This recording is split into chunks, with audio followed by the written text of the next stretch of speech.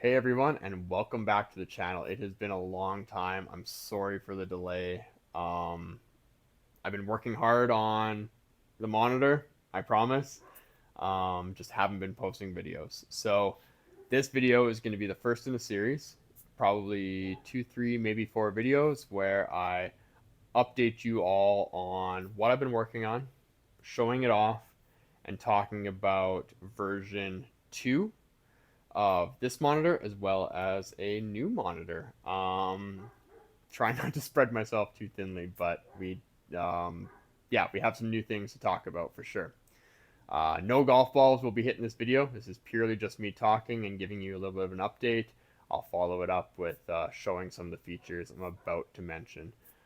In my personal life, I feel the need to update you on this. On June 13th, uh, my wife gave birth to our first child, a beautiful little boy, the cutest little guy ever. I'm over the moon. I'm so excited to be a dad. I love him so much. It's been quite the experience and learning curve, but the best experience of my life. And to my wife, who generally doesn't watch these videos, honey, thank you for the best gift I've ever received. It's been fantastic, and I'm over the moon. So, with that over with, let's get into the updates on what's been happening the last few months. It has been 3 months since my last Sim Golf Tour video, probably 4 or 5 months since my last video highlighting the unit. The reason for posting those videos in the first place was one, to get word out about what I've been working on. I'm a self-taught programmer. Everything about this has been from the ground up. I've been learning it on the fly. I'm very proud of it, and I wanted to show the sim community what I've been working on. The second reason was this is a passion of mine and a dream of mine that this could become a business or a career for me at some point. So I was really looking forward to talking to all of you, seeing what you think, but potentially as well as finding someone that can help me move it forward that has more relevant skills than I do.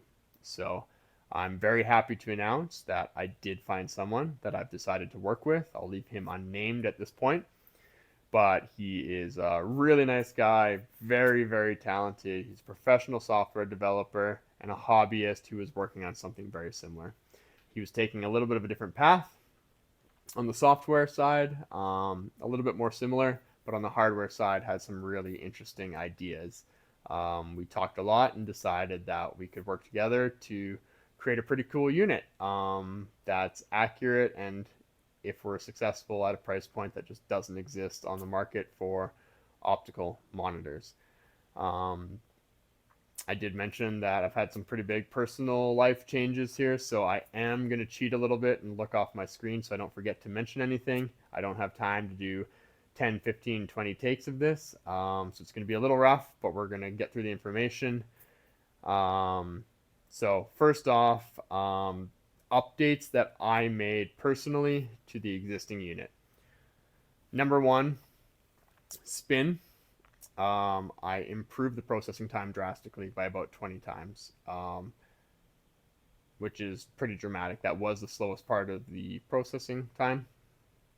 And I do want to highlight that in my original videos, the processing time was quite good. The response time was quite good. Uh, Time from hitting the ball to showing up on the screen was very, very quick. If you watch more of my Sim Golf Tour videos, you'll notice that chips and putts are quite slow. The reason for that is me showing information that I just don't need to. Print statements, graphics, and the reason for that is I use those rounds and those shots collected to further refine and develop the monitor. That's not what the final product will be like, or that's not the goal of the final product, but I just wanted to clarify that. So spin got dramatically faster. Secondly, I was able to improve the processing speed of the unit overall. That had a couple nice effects. First off, quicker processing is always good. You want it to feel organic. You don't want to wait a second for the ball to move on the screen. You want it to be quite quickly. So overall processing times with the existing unit hooked up to my PC, it's quite a powerful laptop, but it is a laptop, is about zero point 0.1 seconds or under, about zero point 0.1 to 0.05 seconds. So in my mind, totally adequate, feels very good, feels very organic. I never find myself waiting for shots. So that's really cool. Was able to speed that up. A side effect of that is speeding up without losing accuracy. I can't really get too much into that, but I'm not sacrificing accuracy to improve that processing speed. The second major benefit of that is that it basically eliminates ghost shots, and I will show that in future videos. Like I said, we're not going to see shots hit in this particular video, but look for my next couple updates, and I'll show off all the features that I'm talking about now. I will, knock a ball off a tee, bump it a foot. You'll see that it doesn't register. You hit a 2.5, 3 foot putt, it does register. So it's pretty fine tuned based on kind of sim golf criteria there, but really increased processing speed, elimination of ghost shots, and like I said, I improved spin processing speed, but that's kind of grouped in. I'm just going to take a quick look here.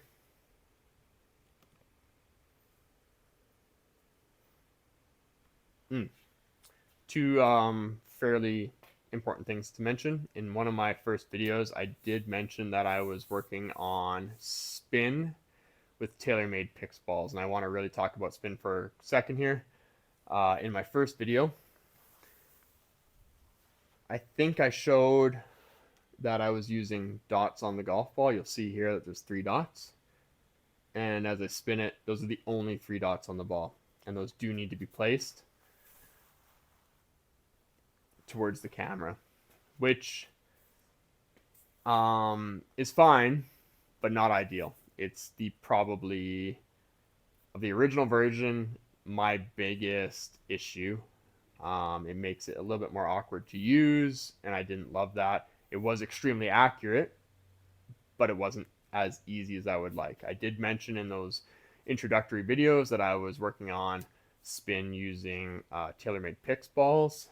I have worked quite a bit more on that, and I'm really happy to say that I have that working to a point now where I believe it will work with generically marked balls with markings kind of all the way around, no blank spaces. And I ran a test today through about 60 wedge shots, and the results were really, really good.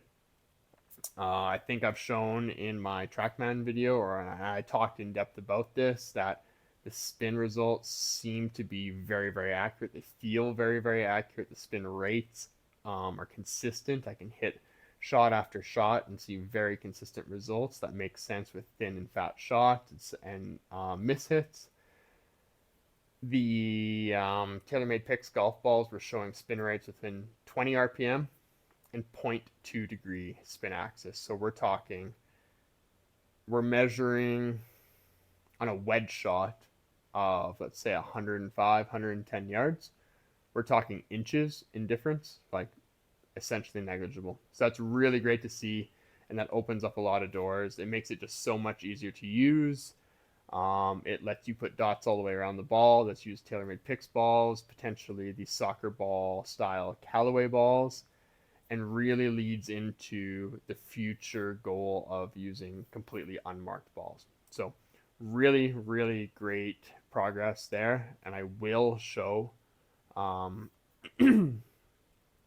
show 2 examples where I hit balls marked with my dots, and we can compare the results, the spin results, and then I'll hit some TaylorMade Pix balls after hitting some of the same club to show you that the numbers look very, very, very similar.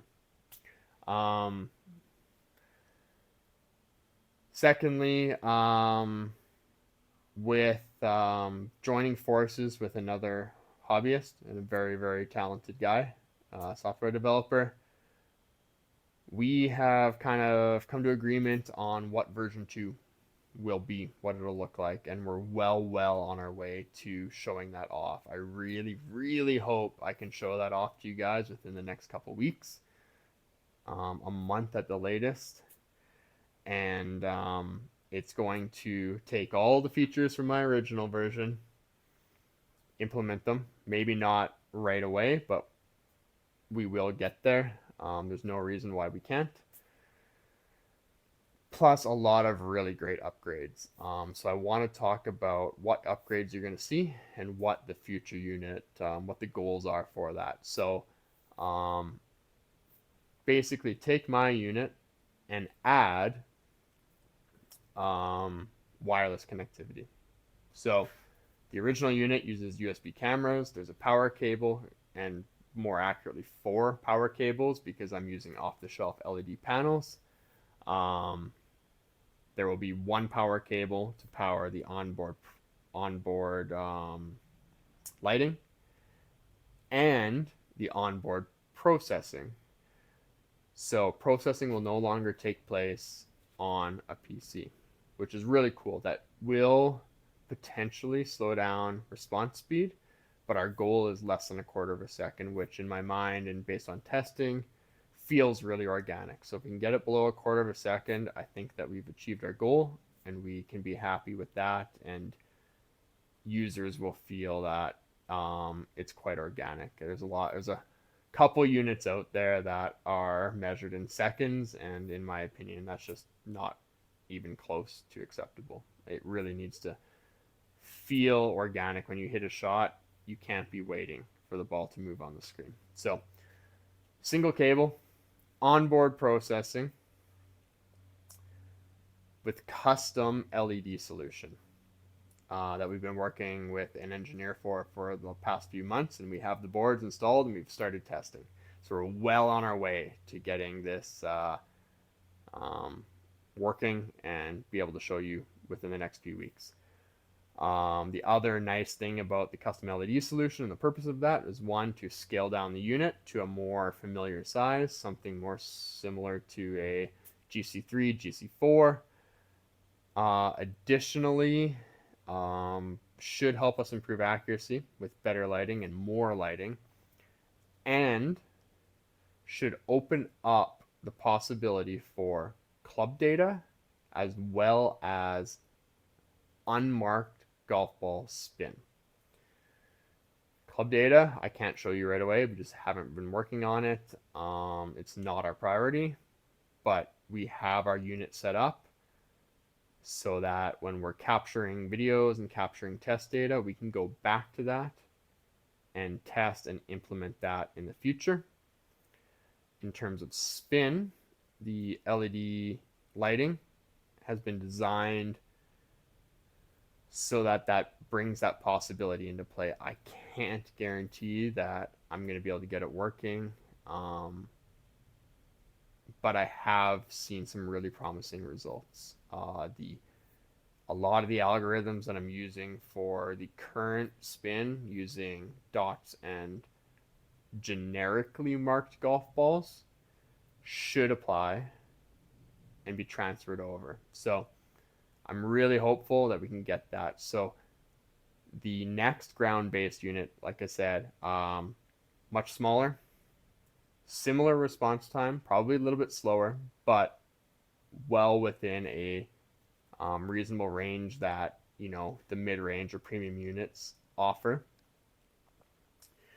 Because we have onboard processing, that opens up wireless connectivity, which means potential integration with a lot more software options, not just GS Pro.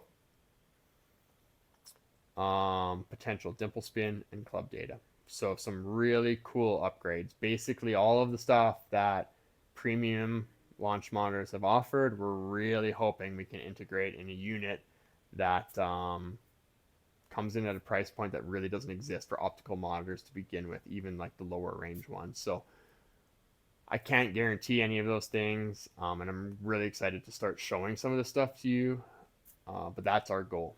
Okay. I feel like I'm missing something. Let me just check very quickly. Mm. I don't think I mentioned this, but we, because of the input of my partner, we have decided to change the cameras. So we're no longer using the cameras that I used originally. Quality is basically on par. The big difference is these are onboard cameras, or sorry, excuse me, board level cameras, which reduces costs. They're not as feature rich, but we're eliminating features that we actually don't use or need, or don't believe we need, and so far have not needed. So the nice benefit of that is allows us to more easily integrate with onboard processing and to reduce overall costs. So again, trying to come in at that price point that just really doesn't exist right now. Um, yeah, and then I guess the final announcement, and this is like a little bit of a far out there one, you might actually be able to see attached to my roof is some stuff up here. That is the very start of an overhead monitor. Um, it's using the cameras that I use in my floor-based model. It's using the same LED panels that I use in my floor-based model. I was working on this while we were waiting for PCBs to arrive, and I've got it to the point where I think my lighting is about right. I ordered some new panels to improve that, ordered some new lenses to just kind of fine tune some things, but I've been able to acquire images, and the initial results honestly look better than what they did originally with this unit. So I'm really hopeful that at some point I'll be able to get that working, show that off, because if we're able to get this working at a price point that you haven't seen yet, this guy will kind of blow you out of the water.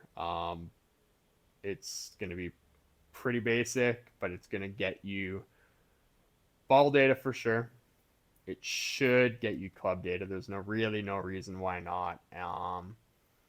And again, it's our goal is a price point that's really accessible to the sim golf community. So I think that's all of my updates. I know this is long-winded and a lot of talking, but please stay tuned. I will do my best to get videos of me hitting golf balls, showing off some of the features that I talked about on the original unit, and I will follow that up with videos showcasing the new unit and how it's working. And I'm really excited to show you guys that. So please stay tuned. Reach out to me, ask me questions, send me messages on the Sim Golf Tour Discord. If it helps, my username is BVDB89. So that's Bravo Victor Delta Bravo 89. Reach out to me on YouTube in the comments, etc. We're working on it. I promise. We're moving as fast as we can, and we haven't stopped. I apologize for the delay, and I can't wait to hear from all of you and see what your feedback is once we start showing off some of the new features. Thank you so much for watching. Love you all. Appreciate you so much, and we'll talk to you soon. Thanks, everyone. Bye now.